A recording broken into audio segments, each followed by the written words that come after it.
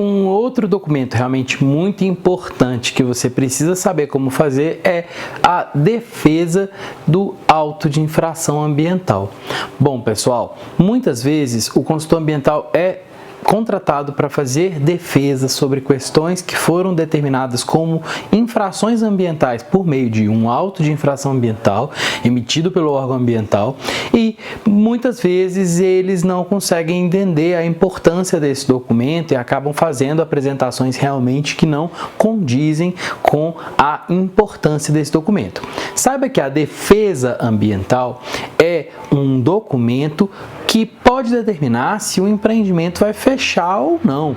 É um documento que vai trazer informações relacionadas ao pagamento de talvez alguns milhões de reais e, portanto, é um documento extremamente solene e importante de ser considerado em todos os seus sentidos.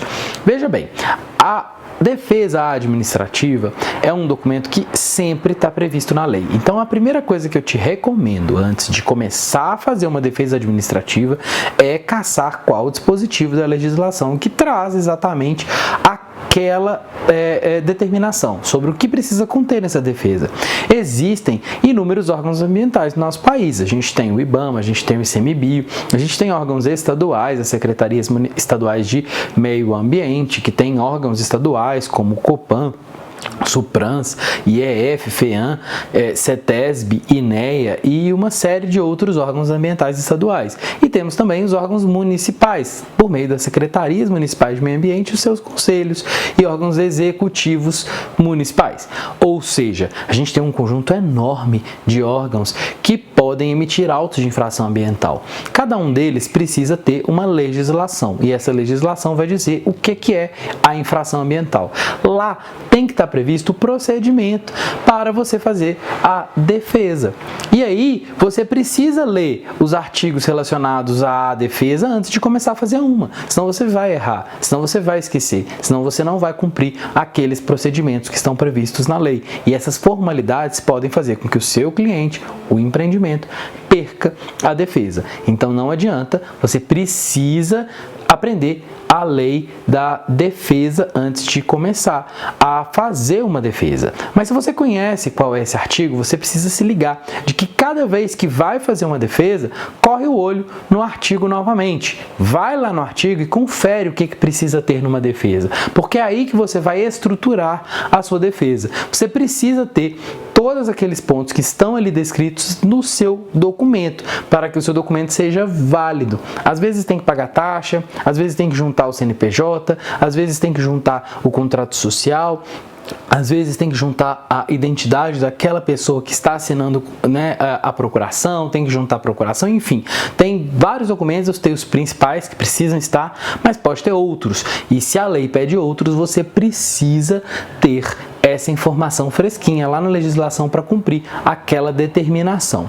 Uma vez entendido, você entenda que você precisa citar esse artigo que você está observando bem no início do corpo desse texto. Então você vai dizer o fundamento. Olha, estou fazendo defesa administrativa com o fundamento no artigo número XYZ, lá da lei XYZ, que precisa ser observado. Seguindo isso, você vai aproveitar para, nessa defesa, fazer uma avaliação técnica consistente, que só você sabe fazer, que é avaliar ali no empreendimento aquelas questões que foram observadas pelo fiscal e ver se aquilo é verdadeiro. Porque se não for verdadeiro, você precisa indicar o que deve ser estudado, apresentado, mostrado para o órgão ambiental, para que o órgão ambiental entenda que aquela consideração do fiscal sobre a infração está equivocada.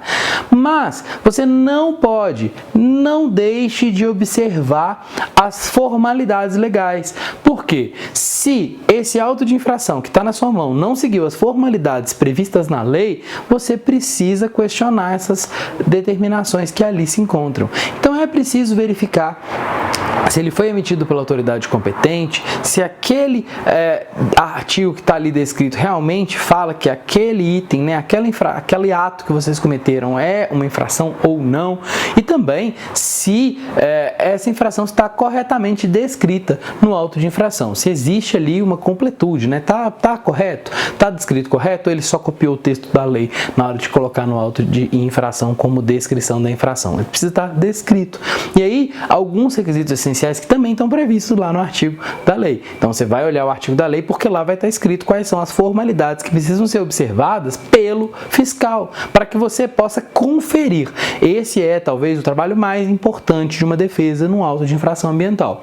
Conferir as formalidades, conferir se as formalidades foram atendidas pelo fiscal na hora de fazer a fiscalização ambiental. Tem muita formalidade e tem um grande número de fiscais que não as observa com tanta severidade como deveria.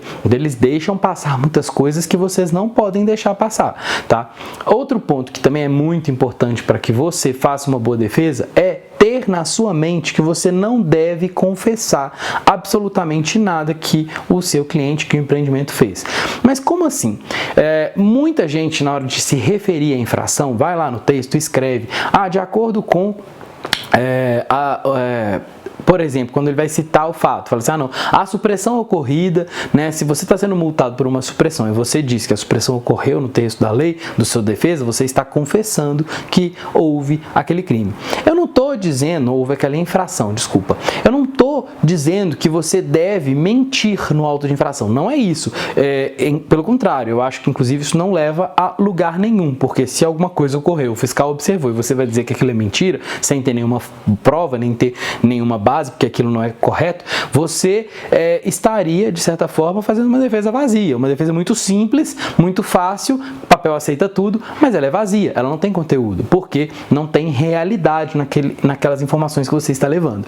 Então, é importante dizer, você não vai mentir no auto de infração, mas eu estou dizendo para você não falar quando aquele ponto especificamente constituiu uma infração. Então, tudo que você for dizer no seu texto que remeta ao fato que o fiscal disse que o seu cliente fez, você vai dizer, de acordo com a suposta infração, de acordo com a suposta supressão, de acordo com a possível eventual supressão, e aí você vai usar adjetivos, sinônimos aí de suposto, para que você possa se expressar, se referindo àquilo que o fiscal disse que era incorreto, que foi feito, mas que você não vai confessar. Isso é muito importante porque você não está sendo pago para confessar, a não ser que o seu cliente diga, não, estou te pagando para você ir lá no órgão ambiental confessar que aquele auto de infração está tudo certo. Você não está sendo pago para confessar, então você não deve confessar, você deve apenas levantar. O trabalho de quem faz uma defesa administrativa é levantar aqueles pontos que dizem respeito à situação da defesa, ou seja, levantar aquilo que deve ser levantado em benefício do empreendimento. Pois bem, esses são os pontos principais, mas eu não podia deixar de introduzi-los para você. Agora, vamos lá, mão na massa. Sobre a defesa, né, aos autos de infração, é importante ficar claro para a gente que é um documento um pouco mais complexo do que aquele que a gente viu anteriormente. Então, a gente precisa entender que é um documento grande, portanto, ele já peguei aqui um modelo pronto, tá? Vou explicar para vocês esse modelo, porque ele basicamente vai dizer aqui aquelas questões de chamar, chamar a autoridade, isso eu não vou ficar entrando em detalhe não, tá? Aqui número do processo, número do auto de infração, etc. Eu vou direto ao corpo. Primeira coisa que você precisa fazer quando está avaliando um auto de infração é falar da tempestividade. Se você não é advogado, talvez você não conheça essa palavra. Tempestividade diz respeito a momento de realização daquele ato, ou seja, aquele ato é realizado dentro do prazo que foi assinalado, e dessa forma ele é tempestivo. Portanto, você vai dizer que a defesa é tempestiva e aí vai dizer o prazo que precisa ser contado, a data que ele se inicia e a data que ele finaliza, estando o dia que você está encaminhando isso, seja por protocolo ou correio, anterior à data máxima, tá bom? Fatos, você vai contar os fatos da melhor forma possível, explicitamente deixando bem claro aqueles pontos que você questiona as afirmações do fiscal. Então, é no momento dos fatos que você precisa deixar bem claro tudo aquilo que você não concorda que o fiscal disse e, portanto, tudo aquilo que você vai demonstrar no decorrer da sua peça por meio de provas que você já vai juntar ou você vai produzir no futuro Essas provas vão trazer, portanto, a possibilidade de afirmar que aquilo que você está dizendo faz sentido, tá? Então é importante você considerar dessa forma, é importante você entender que tudo que você está trazendo, você precisa depois apresentar uma prova, um meio que essa prova possa ser obtida. Depois você vai falar de preliminares. Nas preliminares, você vai tratar sobre as hipóteses que garantem a anulação desse auto de infração. Você vai estar muito esperto em relação às formalidades, ou seja, né, a pessoa que está sendo autuada, ela é legítima para ser autuada, tá? Se ela não for legítima, então você vai dizer que há uma preliminar de ilegitimidade passiva, por exemplo. Você tem uma série de possibilidades de preliminares a serem avaliadas. Todas as preliminares dizem respeito a requisitos legais que precisam ser atendidos.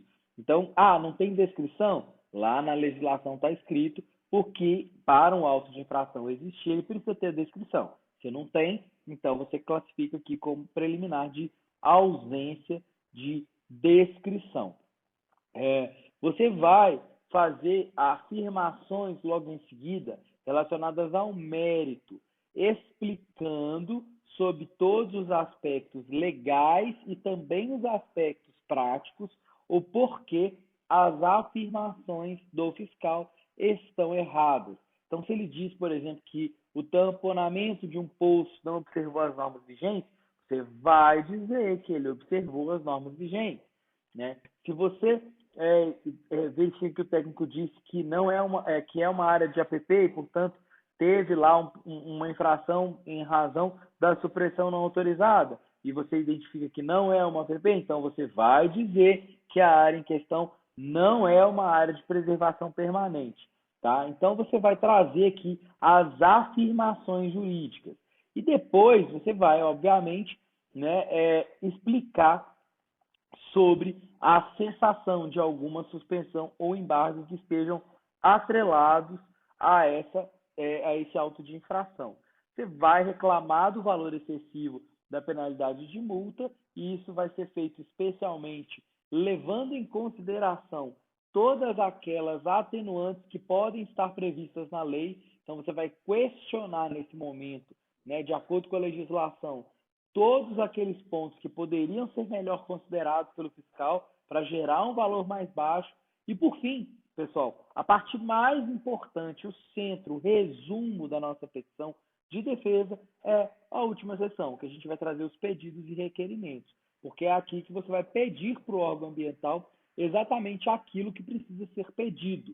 Você vai requerer que haja, primeiro, né, no caso, a declaração de nulidade desse auto de infração, ou então, num pedido secundário, você vai dizer que requer que seja declarado o auto de infração como improcedente, em função de tudo aquilo que você já explicou lá em cima. Tá? E você pode reexplicar, por forma bem breve, bem abreviada, você reexplica aqui, coloca 1, 2, 3 ou 4 tópicos que vão subsidiar o seu pedido.